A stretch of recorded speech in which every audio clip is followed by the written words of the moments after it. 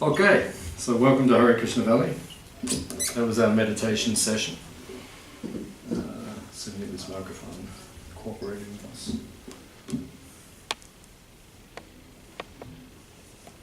Okay, that's good.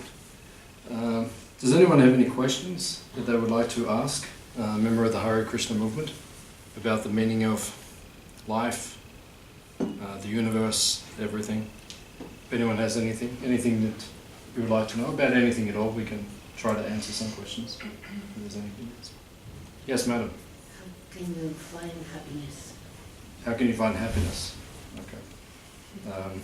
Any particular happiness that you're thinking about? Everyday happiness. Everyday happiness. Can you be a little more specific? No continuous happiness, but at least happiness that can stay with you. That can stay with you? Okay.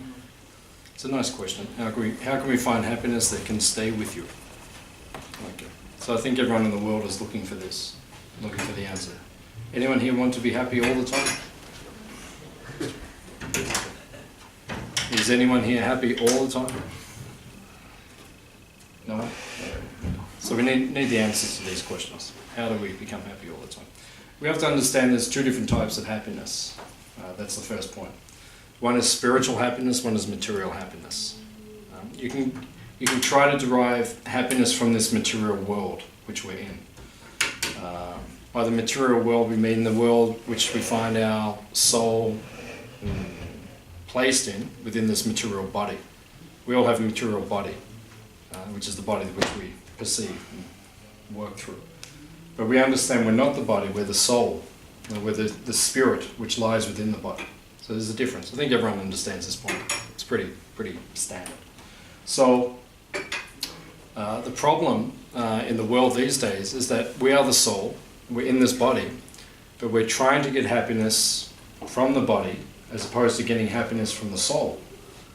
So there's two types of happiness. One is the material, where we try to get through the body and the mind, and the other one is when we try to get happiness from the platform of the soul. So if you want unending happiness, that has to be on the platform of the soul. Because on the platform of the soul, by definition, the happiness lasts forever. But the happiness that you get from the body, that is temporary. And that's why when we say, is anyone happy all the time? People say they're not happy all the time because they're trying to get happiness from the body and the mind. And that will only last a short amount of time. It's called chanchal. Chanchal means flickering. Means doesn't last long. Like a candle, flickers, then maybe just blows out. So sometimes happiness is like that. Actually, what we call happiness in this world is actually the period of time between two periods of suffering.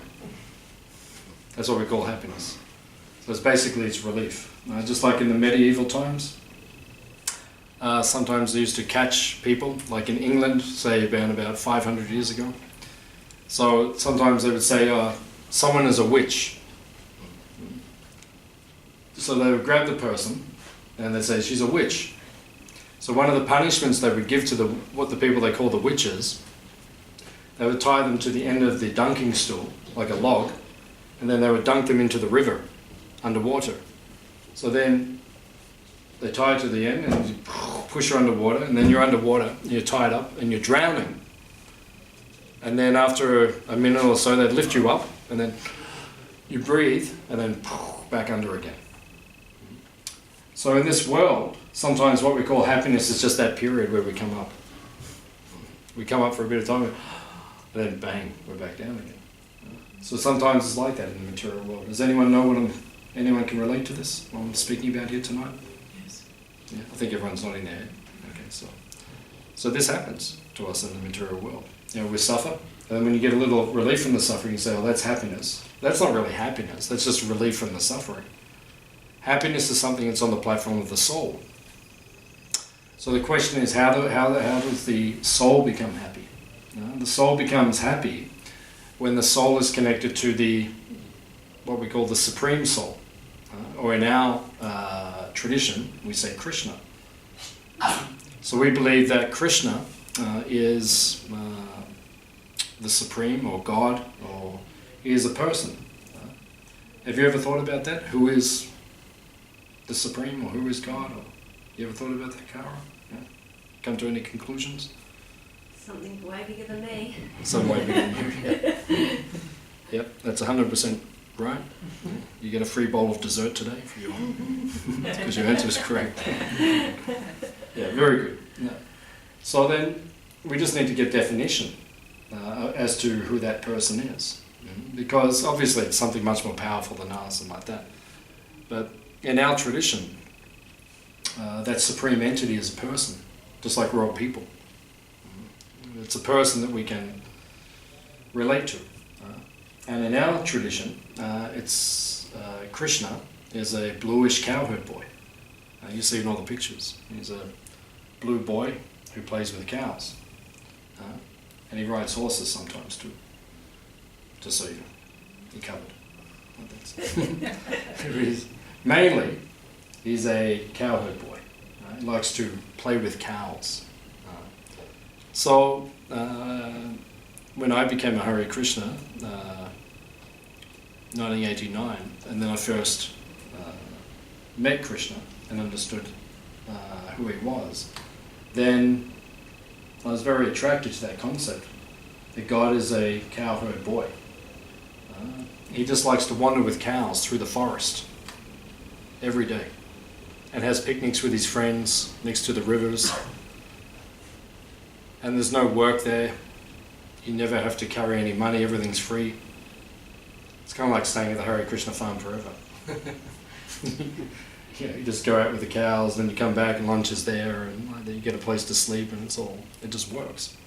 So, I'm very attracted to that idea of Krishna being a bluish cowherd boy that we can just wander with through the forest eternally and have picnics on the side of the river with the cows. And does anyone like the sound of that here tonight? Everyone likes it. Yeah. It's quite good. It's quite good. So that's the happiness that we're actually looking for. Because at the moment, the soul has come to this material body. We're in the material world. We're trying to get happiness in this world, but we really can't. You can get something temporary. When the suffering stops, you say, oh, that's happiness. But it's not really happiness. And then, when we wake up and we understand who we actually are, that we are the soul, we're not the body. And then when we go back to that original state of love for Krishna, then we go back into that world where we can live eternally, and then we can experience actual happiness. So while we're in this world, the way to get happiness is through the chanting, which is what we just did before. Was anyone unhappy before when we're doing the chanting? No? It's not possible. Not possible to be unhappy when you're chanting. That's why they always say the Hare Krishna people are happy, because we chant a lot. Like we all danced and chanted together, and we felt blissful. That's the soul, awake. When the soul's awake, you feel happy. You're chanting the names of God, of Krishna, you feel happy. So when we're all doing that, that's our secret in the Hare Krishna movement. So if you want happiness which is everlasting, we have to chant. So you see the Hare Krishna people, they chant a lot. You see these guys, Teshika, Atuya, Tarini, they chant a lot. You see them wandering around the farm with their hands in the air, just chanting off into the distance. You can introduce this to blazing saddles. Just ride the horses to everyone, just put your hand and just start chanting. Don't know what the horses will do, but still. So this is just very simple. But if we concentrate on spiritual sound and spiritual energy and spiritual devotion to Krishna, then we'll feel the happiness we're looking for. Otherwise, in this world, it's very difficult. Does that give any answer or clarification? Would you like to add anything? Pretty much good things to think about. Yeah. To practice more than Yeah, you got to practice. Because we all know these things. Yeah, you've been doing this as long as me. So we all know these things. But it's a matter of putting it into practice. Because in this world, people know many of the right things to do, but they don't do it. So how can you expect to be happy if you don't practice the teaching or the philosophy? So it's okay knowing everything, but if you don't do it, then how are you going to get the result? So it's the same for us. Like, we all know all these things. We've heard this 1,000 times. But if you don't practically apply it in your life, you won't be happy. So it just comes down to us. There's only one person in this world you can change. That's your wife or your husband. Okay, you know that's impossible. So the only person you can change in this world is you. There's no one else you can change. So at least yourself, if you apply these things, then you'll find that happiness, it will be there. And if you do that, and then if you practice that yourself, then you'll have influence on others. Because when they meet you, they'll think, oh yes, this person has something. That's why we became Hare Krishnas in the first place. We met the Hare Krishna people, we thought, oh, they have something. I know I walked into the temple first time.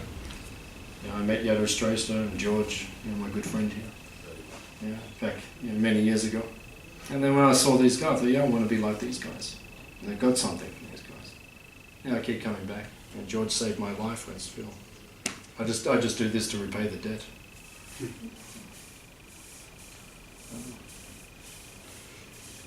So, any points? Any other questions? Or yeah. Just on the subject of happiness, sometimes happiness is like the goal to get to, and all the signs leading to the main area here, it's like steps towards that happiness. Can you elaborate a little bit on gratitude and tolerance, because those are the stepping stones to getting there. To get there, to get the happiness. Yeah. Because when one acts on the platform of the soul or on the spiritual platform, then these positive qualities naturally manifest or develop. So we have to practice those qualities. They'll naturally come. When you perform devotional activity, when you do the chanting and everything, they just naturally, all these qualities fall into place. But then sometimes we have to be conscientious of doing it as well, of cultivating the qualities. These qualities are conducive if you want to have stable or loving or positive relationships with people. You have to display these qualities in your relationships.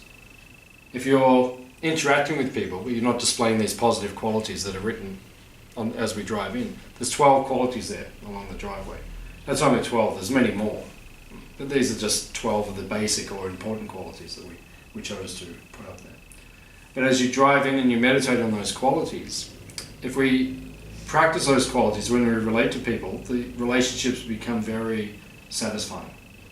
The exchanges become very satisfying. Why? Because the qualities are based on selflessness. And when you become selfless in the way you deal with other people, then your relationships become very harmonious and very satisfying. But if we're selfish when we're dealing with other people, the relationships become very dissatisfying, just like you see the world these days. I don't know if you guys have got a television. We don't have a television because they've kind of a lot of negativity on the television. I don't find it very conducive to my life, so we don't have one. But if you do watch the television, you'll see there's problems between people in the news and so forth. And that's because people are not imbibing these qualities and they don't deal with each other properly. And then we have dissension. Just like at the moment we have the American political race, wins the election. November sometime. November, yeah. So it must be another month away. And then we'll find out who the true leader of the free world is. And then we'll all be happy. Because we'll get a perfect leader.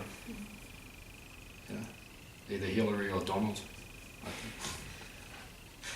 What a choice. So, and the reason is it's dissension. I mean, you see their debates and so forth, they don't say anything good about each other or like that. So how can you expect to have a positive world if the leaders, all they can do is just display negative qualities towards each other?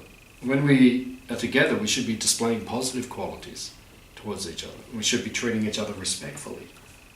And if we do that, then everything becomes very harmonious. So these qualities are things that we need to cultivate and practice like that. So you see, like, what's the first one? What's the first sign? There's a test for everyone. It's not honesty, is it? The first one's a green one. What's on the first one? Huh? Compassion's a little bit further down the track. The first one is humility. Yeah, we actually chose that one first. because that's actually the key to all the others. You have to have humility. Humility means the word humble, like that. Not a very, I would say, not a very well practiced or well imbibed quality in the modern world. People are not very humble. Humble means that you put yourself below others, which means you treat others with more respect than you expect for yourself. You'd rather have someone else be advantaged than yourself. But in the material world, it's kind of the other way now. It's like as long as I'm okay, and if you're okay, well, that's good as well. But the main thing is that I'm okay, I'm stable. So humility is actually the basis of all the qualities. If we become very humble and we put others first, then we'll always be happy. You see, people who put other people first, they're happy. People who put themselves first, they've got problems in their life. They're too self-absorbed. What was the second quality after humility? Tolerance, number 2. I know that simplicity is number 3. It's gone out of my mind actually, what number 2 is. It's the pinkish side. Was it compassion the second one? I can't remember. Is that Generosity. generosity? Generosity is number 4, I remember that. It's just over the bridge. Yeah, that's one of my favourites. Generosity. So you can remember that so many of the qualities are there. But the point is, as we drive in, we're meant to imbibe those qualities. Meditate on those qualities. This is what I should become. And did you read the sign at the front gate just before you drive in? There's like a little sign on the side. Just stop and read that. You went too fast. Oh, you went too fast? Okay. So as you come in, and we have a little chest there, and basically at the bottom it says, leave your ego in the chest. You can pick it up on the way out if you want it. It'll be there for you.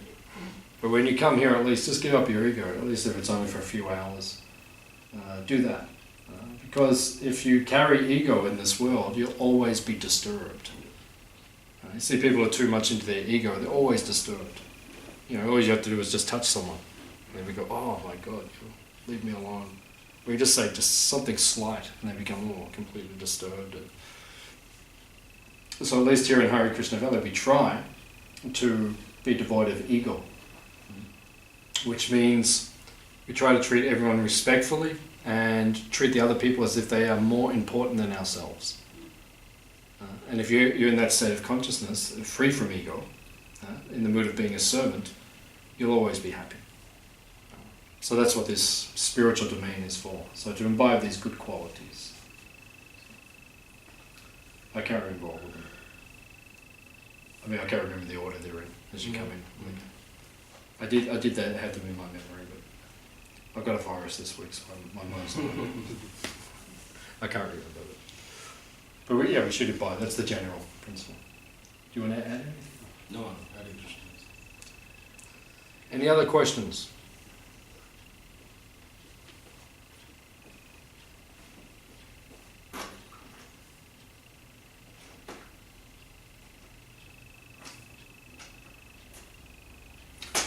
Everyone's hungry, huh? I've got one. Yeah. At the beginning, you said after we, with the chanting, singing, dancing, that this is our form of meditation. Why is that our form of meditation? Why not sit and,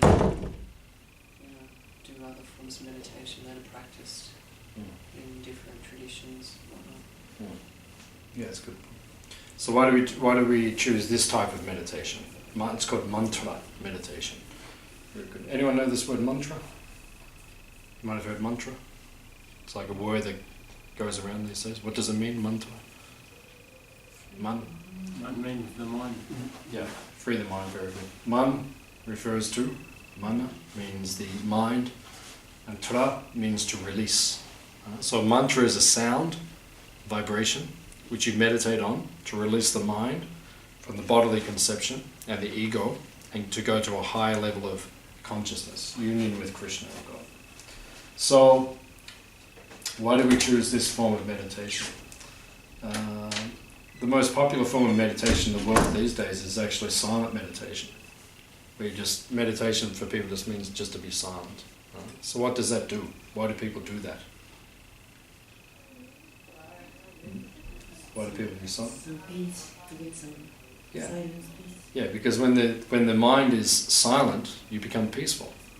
And these days, because everyone's mind is so disturbed, if they can just be silent and peaceful for a few minutes, they think that's success. They think that's the goal. That's not the goal. That's just like the beginning. People think these days that just, I can just be peaceful for a few minutes, then I've attained the ultimate goal. So mantra means to release the mind, to make the mind peaceful, but then to go to a higher level of understanding, or a higher level of consciousness. So when we do mantra meditation, as opposed to silent meditation means we clear the mind, but factually speaking, the mind will always meditate on something. It's impossible to make the mind completely blank. Just like, for 1 minute, everyone just completely do not think of anything. For 1 minute.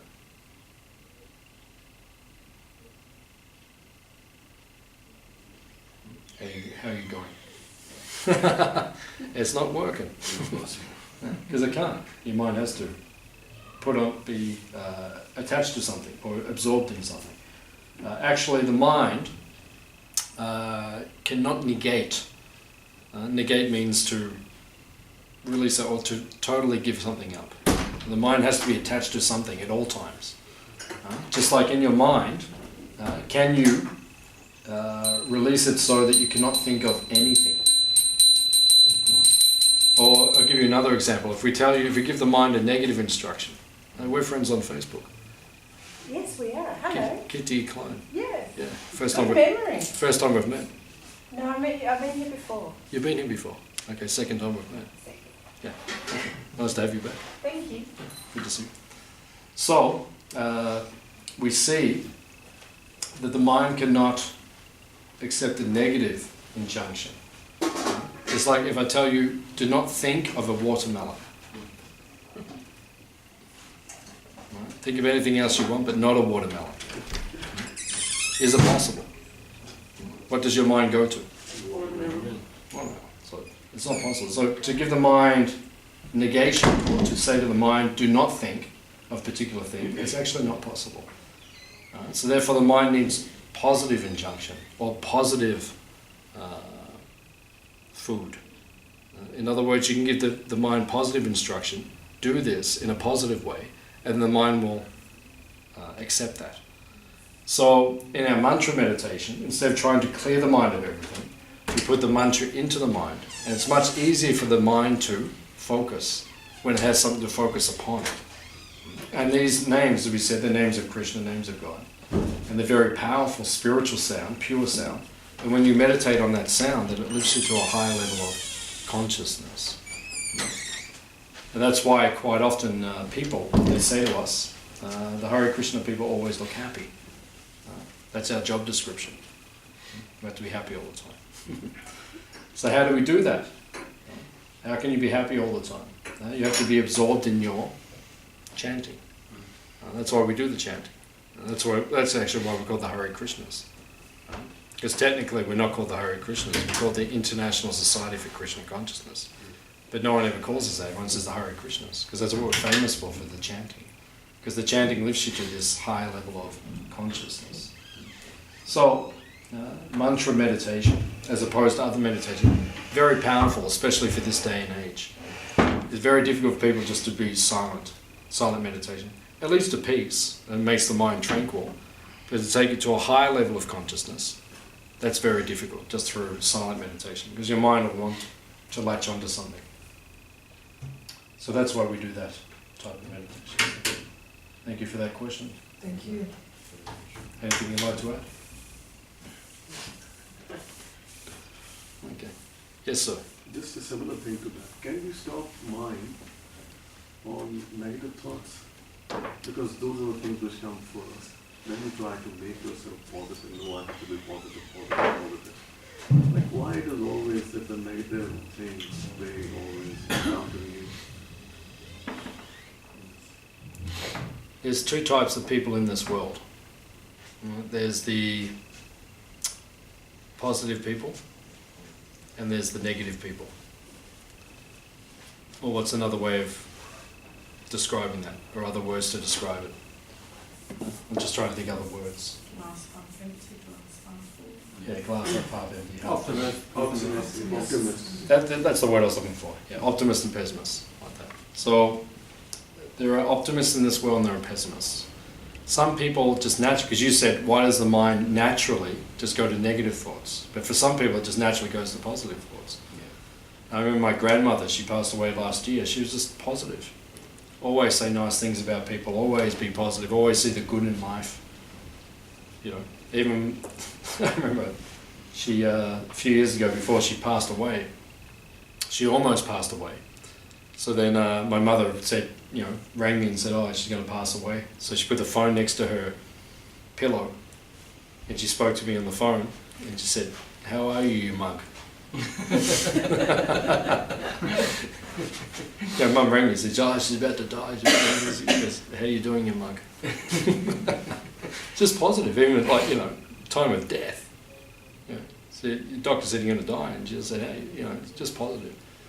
So we can make a choice. We have to make a conscientious choice. Do you want to be a negative person or do you want to be a positive person? So obviously we have to cultivate, if you're a negative person, because some people are by nature, they always see the negative in life. You have to learn to cultivate the positive thoughts. My mother's also a very positive person. She used to always say to me, if you haven't got something nice to say, don't speak.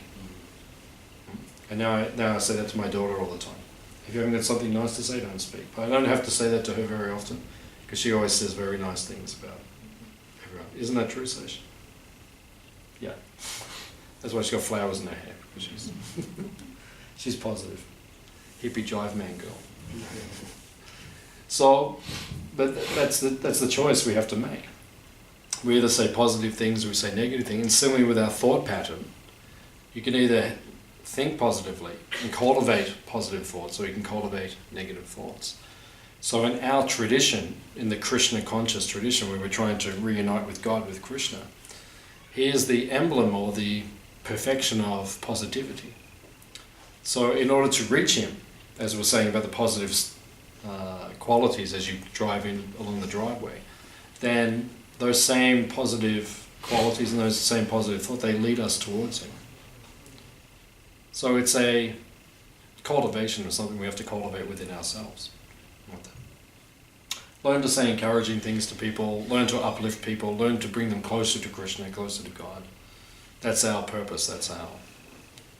Or it can be negative, but it doesn't serve any purpose to be negative. It doesn't get you anywhere, it doesn't get the world anywhere. It's negative enough as it is, so why add to the basket? Why increase the negativity? That's how I think in my life. You know, I think, why should I make everyone's life more negative? Because it's already, everyone, I mean, I know it, most of the people here I know quite well, right, including yourself. I know your lives, and I know the negative stuff that goes on in your lives because you reveal it to me. You confide in me, you tell me the negative things that are going on. So why should I add to the basket? Why should I make your life more difficult? So if we were all like that, positively contributing to each other and lifting each other up, then it'll make our journey so much more easier. And that's why Prabhupada, you know, Prabhupada is the founder of the Hare Krishna movement. He's the person who brought it to the West. And I mean, he was the emblem of positivity. He was just, you know, the most spiritually focused and positive person that I think I've encountered. So, you know, Prabhupada's mood was to form a microcosmic society within the macrocosmic society. Because if you look at the larger society at whole, I mean, from my point of view, I don't know if you all agree, but it's quite negative. Is that like an accurate description, you think? Yeah. It's a bit negative out there these days. Yeah. Just saying if everyone's on the same page. It's quite negative out there. You find it a bit negative there? Christian college, a little bit. But not the first 4 years, I mean the last 2 years. No. A little bit negative. So that's the nature of the world. It's a little bit negative out there at this point in time. So what Prabhupada did, he formed a microcosmic society within the macrocosm. And you know, I became a Hare Krishna when I was 19 because I was just over the macrocosmic society. I was over the larger society. I was thinking, I don't really want to be like this. I don't want to really live like this. I don't want to really follow the choices that the modern world is telling me. You know, I mean, why are they telling us that we have to live like this? it doesn't make sense. It's not leading to happiness. Society's not becoming more peaceful. And even the last 25 years of my life, I've just seen society it's degrading. It's not improving. So then, what we've tried to do, we've just tried to make a microcosm within the larger society. And like, okay, people who are sane, we all get together and we live in that little world, and we interact within that world, and we keep each other positive, you could say, within that world, and then we try to affect what's going on outside as well, as much as we can, have some influence. So we have to make our choice, how we want to be ourselves. We can only change ourselves, and then find like-minded people who always also help us to improve. So thank you for being there for me, and adding positivity to my life. And is that okay? Yeah. You like to add anything on? I myself is a really positive man, but sometimes those thoughts, they invade you, I will say that. Because why I'm saying invading, because then they have a lasting impression you for some time, even if you are too positive, but they try to knock you. So that's why I'm trying to figure it out, that how those feelings can be reversed. And, because mine is flickering, as you were saying. You're talking mainly about your marriage or life in general? No, life in general. No, marriage is good. I'm just checking, I'm just making sure it's all gone. Making me the culprit. What's that? Making me the culprit. Yeah. I'm just investigating the whole thing. Just making sure it's all like that. Okay, any other questions or comments so far?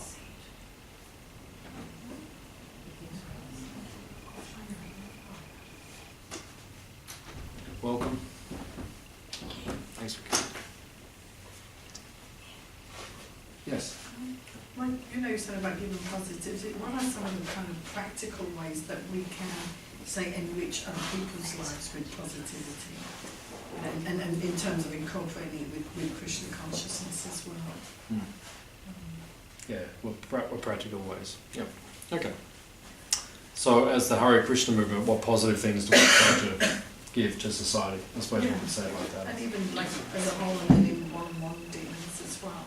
Yeah, well, okay. Yeah, it's like two separate things there. Yeah. Okay, that's good. So, how do the Hare Krishna people try to, I'll take that angle first, how do we try to positively impact the broader society? So there's several things that we do that we really emphasize, and probably the first one I can think of is that we distribute sanctified food to the world. Like that.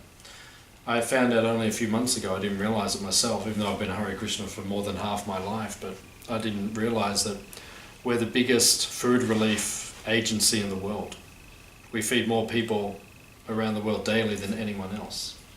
Does anyone know how many people we feed every day? Hare Krishna movement? I only found out recently myself, I didn't realize, but 1.2 million people every day around the world we feed. Now we're very particular about what sort of food we get. You won't see us running sausage sizzles in front of Bunnings. Why don't we do that? Because someone could say, oh, that's a good thing. Yeah, the Lions Club does it, that's great.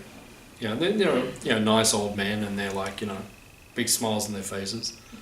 But it's a carnage, what's sitting there on the grill, even though it's well intended, but it's actually having a negative impact on the world because so much violence and so much unnecessary killing of innocent animals for the pleasure of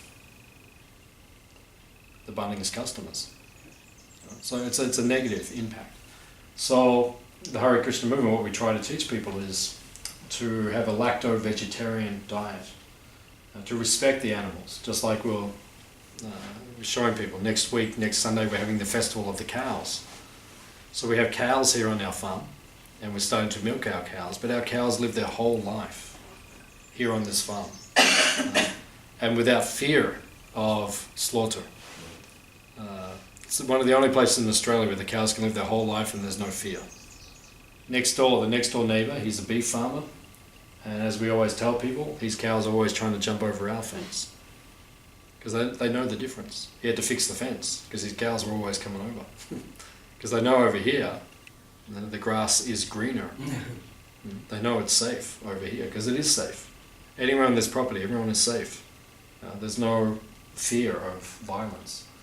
So there's one thing that the Hare Krishna movement tries to do. We try to spread this message of peace, not just peace in human society, the way we deal with humans, but the way we deal with animals, the way we deal with all life, respect for all life. Did you see that movie Avatar?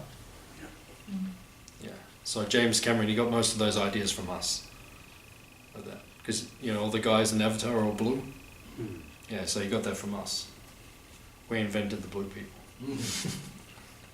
It's interesting, you see the symbols. You see the symbol I've got on my face? I don't know how well you can see, but you see like that. It's not so there. Trini is very bright, money is very bright. But this thing you see on the Avatar, it's actually a very similar symbol to tilak, what we call tilak, or the sacred sign that we wear on our face. And James Cameron, a lot of the ideas actually came from these ancient philosophies. He's read these books, the Bhaktivedanta and so forth. So it's one of the impacts that we try to have. We try to teach people how to respect life. Another thing that we do is that we give spiritual knowledge. That's the way we try to educate people. We don't change the world through violent means. These days, if people want to impose their ideology, quite often they crash a plane into a building, or they commit violent acts, or they do different things. They're trying to push an ideology on people, but they do that in a very violent way. We do it in a peaceful way. We just go up to someone and say, hey, would you like to read this book? It's about spirituality. I did this for many years. I traveled the world, and I was giving these sacred books out to people all over the world, and we would just ask them for a donation and say, if you read this book, it will help your life go to a higher level of spiritual consciousness. So that's another way we try to impact the world, just by giving them spiritual knowledge. And then another way, as we did before, is like by the chanting. So you see the Hare Krishnas chanting all over the world. Have you ever seen them chanting on the streets of somewhere in the world? Melbourne, you might have seen us chanting, or Sydney or somewhere. Or, I've chanted all over the world, all the cities of the world. I've chanted under the Eiffel Tower. Chanted in many of the cities around the world. We've gone around and chanted. So it's another way to give spiritual or positive spiritual vibration to the world. You'll see when the Hare Krishna people go down, everyone starts smiling, and everyone starts, not everyone, but a lot of people do. Yeah, some people act a little differently to us. Yeah, sometimes they throw things at us. Rare, but I've had some interesting encounters with people over the years. But generally, it's positive. So we try to give a positive spiritual like that. And then on the other side, how do we interact with each other to improve our relationships? It's recommended in 6 ways. If you want to cultivate with anyone, if you want to cultivate friendship with anyone, the ancient teachers say there are 6 ways. The first way is to give gifts and to receive gifts. Hands up if you like getting gifts. Yeah, so 85% of the audience put up their hand. Yeah, people, we do. We like to receive something. When someone gives you something. So for me, it's not so much what you get, but just the fact that the person was thinking of you. That's the real essence. Just like a friend of mine went to Fiji recently, and in the Hare Krishna restaurants in Fiji are very famous for their sweets. So he came back from Fiji, gave me a box of sweets all the way from Fiji. He rang me up and said, "Are you around? Are you in Melbourne?" And I said, "Yeah, I'm here." And then he came all the way to the temple and gave me the box. So that touched me. It wasn't so much the sweets. Most of the sweets my daughter ate. It wasn't so much the sweets themselves. Sorry, so I'm giving you a hard time today. I didn't eat any. You didn't eat any? Okay, must be Mum who ate them also. Sorry. I'm going to get it after the lecture. So I'm safe here because now, but the sweets, it wasn't so much the box of sweets they got, but it was just the intent, just the fact that he thought of me, all the way in another country, and then he brought them back, and then he rang me especially, so that touched me, to receive something, a gift. And then it says to give gifts. That's the other way to cultivate relationships. You always give something to someone, thinking of that. So Teshika's expert at this. I think she's one of the most expert at anyone I know There's always gifts just popping up everywhere. You know, and gifts that actually have value as well. Actually comes and gives you honey, pure honeycomb. I mean, that's really something that's opulent. You know, what we call opulence, or something sacred, or that's something that has value. These days, a lot of the things we give to each other are plastic, or it doesn't actually have any value to the thing. I mean, the intent's nice, but actually, when you give something which is naturally rich, then that's something which is valuable. You know, a calendula tea or something like that. All sorts of nice gifts. I'm just giving hints. No obligation, no obligation. No, she does that anyway. So that's the way we cultivate friendship. So you give, you receive. And then it says that you give spiritual food. The Hare Krishna food, people often say there's something special in the food. I don't know, did any of you experience that? Something special in the Hare Krishna food? Like It's that? amazing. It's amazing, yeah. Kara's an addict, she's like that. It's true. Yesterday we were at the Biragara festival. It's on today as well. We're catering down there, selling the Hare Krishna food at Biragara, just down. Yeah. So we were there yesterday, and it happened a dozen times. I was on the counter taking the money, and my friends were serving out the Hare Krishna food. And a dozen times yesterday, people said to me, "I've been waiting all year for this." You know, the halava or the cauliflower pakora, or like that. People got this frenzied look in their eye. Yeah, people turn up, they're like looking at you like, you know, it's like... Because there's something special in the food. It's not just vegetarian food or vegan food. It's not just that. But we take the food and first we offer it to Krishna or to God. And we say, you have it first. Once again, it's about being selfless. Normally when we cook something, we're thinking, oh, this is for me. You know, we cook something, then we eat it. When the Hare Krishnas cook, we never taste the food. Right? We never taste it. And we try not even to have the thought when we're cooking it that this is for my pleasure. But it's an act of sacrifice or an act of giving to Krishna, to God himself. So we cook and then we offer it to Krishna. And then in our philosophy or in our teachings, he touches that, he accepts that, he eats that, he relishes that, our love in the cooking.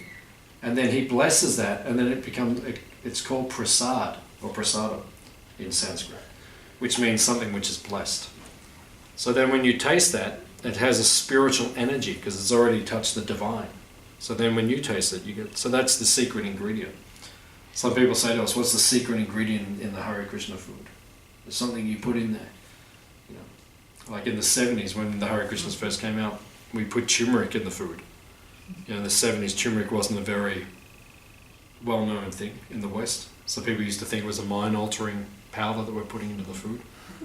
Yeah, we put the turmeric in that like controls everyone's minds, and now all the Hare Krishnas are like controlled by the turmeric. Yeah, but it's not true. Turmeric is just turmeric. Yeah, but it has a lot of benefits. Very powerful food.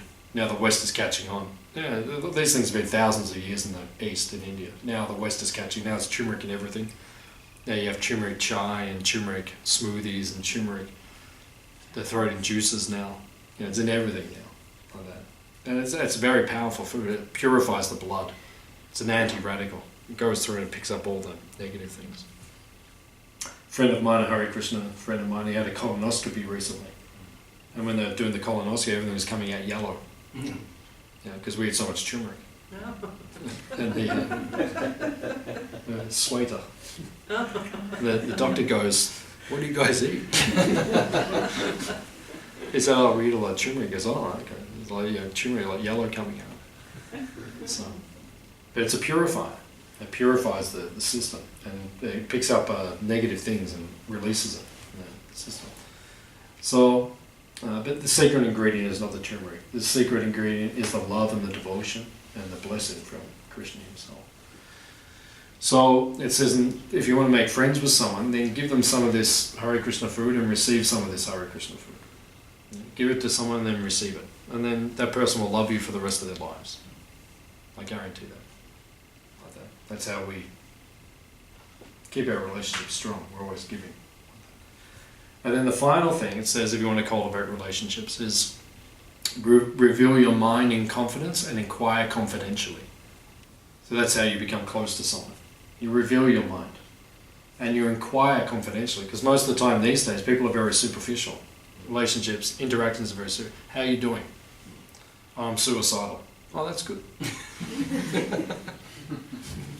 Yeah, I've had conversations like that. Yeah, people have said, "How you doing?" I haven't said I'm suicidal, but I've said, I might be going through a difficult time. So they say, "Oh, and they say, "Oh, that's good," and they're not even listening to you. So why even ask in the first place? Why ask how are you if you're not going to follow through? So to really cultivate a friendship, then you inquire confidentially. You ask, "How are you?" and then you listen. And then you reveal your mind in confidence. So you can't do that with everyone, but you have to have at least several people that you can confidentially come with, and you can say, "Listen, this is going on." You can reveal your heart to that person. And that's where friendships are forged. So that's the way for friendships, according to the ancient teachings, these 6 ways. Would you like to add anything? I guess like you say, with the whole thing of like with some people you might have the best of intentions and say to them, "How are you?" But then it's up to that person to reciprocate. So maybe to get to that point, you start sort of by maybe, giving them a gift, or, not that you buy them, do you know what I mean? Like maybe there's stages before you get to that part where they feel comfortable enough to open up to you. Because even you might go, "Look, I'm here," but they might go, "Well, I'm not too sure." So maybe there's that, those other steps and ways of kind of, getting to that point. Yeah, just by showing people that we care. Yeah. By giving them gifts, then it cultivates a trust in a relationship. And just helping. Yeah, just helping people. Yeah, the thing which is 5,000 years ago actually, when our teachings were written down, the great sage who wrote the teachings, he looked at this age, this where we're living now. In Sanskrit it's called Kali Yuga, which means the age of darkness.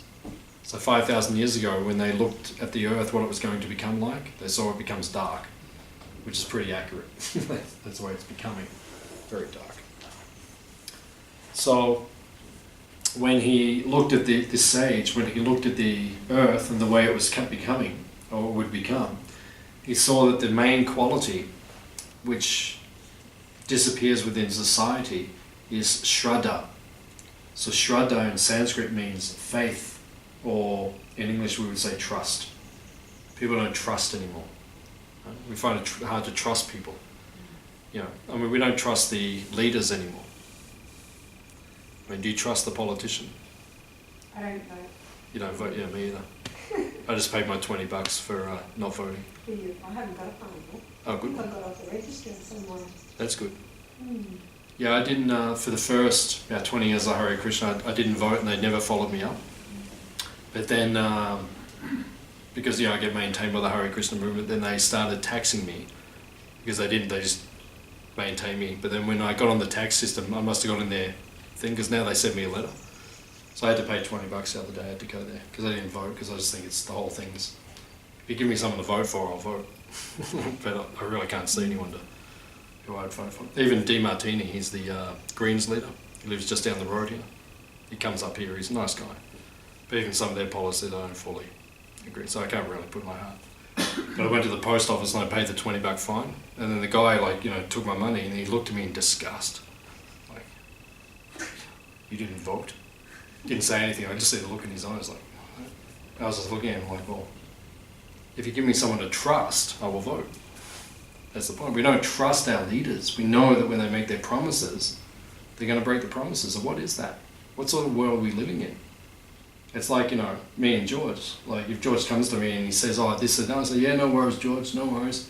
I'll give you a free lunch and I'll give you all that. And I go against my word. What is that? So that's the way the world's becoming. We've got like these leaders and things that you can't even trust them anymore. And then, the social fabric.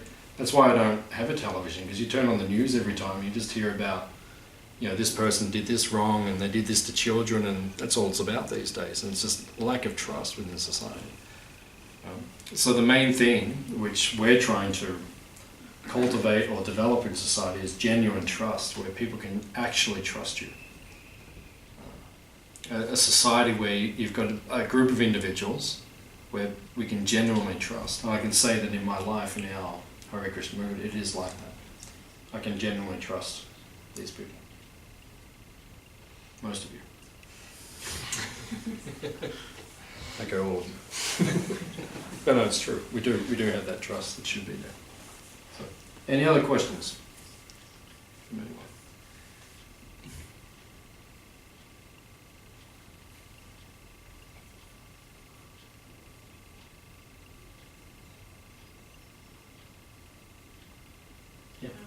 Another question, but when you were talking before about diet and because we're vegetarian, it seems to be now there's a push on a more kind of global scale for people to eat less meat. And there was I think it was an Irish politician, I'm not sure, she was an ex-prime minister, but she was saying that from a climate impact that people should eat, she said should adopt a vegan or vegetarian diet because of the impact that breeding animals for consumption is having on the environment. So it seems to be not just, the hippies, but it seems to be kind of spreading that whole, you get meat-free Mondays, it seems to kind of, whatever, we've been doing, like you say, that microcosm society is starting to, kind of impact.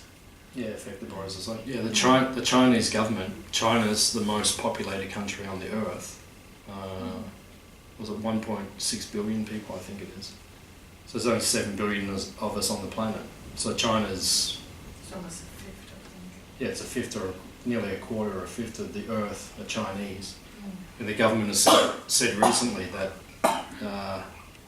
they want to reduce meat consumption by 50% in China. Because it's not sustainable, they can't sustain it. Because people never used to eat meat in China so much. But now it's become... You're considered affluent if you can eat meat. A lot of people just eat steamed rice and vegetables. That was more the traditional diet. And cockroaches and ants and lizards, all that stuff. But it's becoming more prevalent around the world. Anything else? I will add to what Rini has said. Yeah. Now the biggest question among us is who's going to feed India and China? Because that's the major question. That's why they are advocating people should go more vegetarian, and there should be more emphasis on marine sources. And obviously, if you are going to be vegetarian, you would be less killing those animals because they won't be available the way people are consuming it. Even if we may do mass cultivation of piggeries or hatcheries, even that is not going to be sustainable. So what Rini has said, that's right. So because there was a recent food convention worldwide where the emphasis on go vegetarian. So I think, what Hare Krishna is preaching is the best. Yeah, there is no choice for the earth to sustain the earth. And our food tastes better anyway, so. It's true. I'm an addict. I won't eat anything but Hare Krishna food. Tastes good. Anything else? Okay, is anyone hungry? Not really? Okay, we'll see you next time then. Thanks for coming. It was nice having you. But if you'd like something to eat, then please go into the next room and we'll feed you up to your neck. We've cooked for about 40 or 50 people, and it was a quiet one. It's very quiet, we usually get more people here. So we expect all of you to eat 3 times more than what you normally eat. Please don't leave until everyone's finished. So. Thank you. Hare Krishna.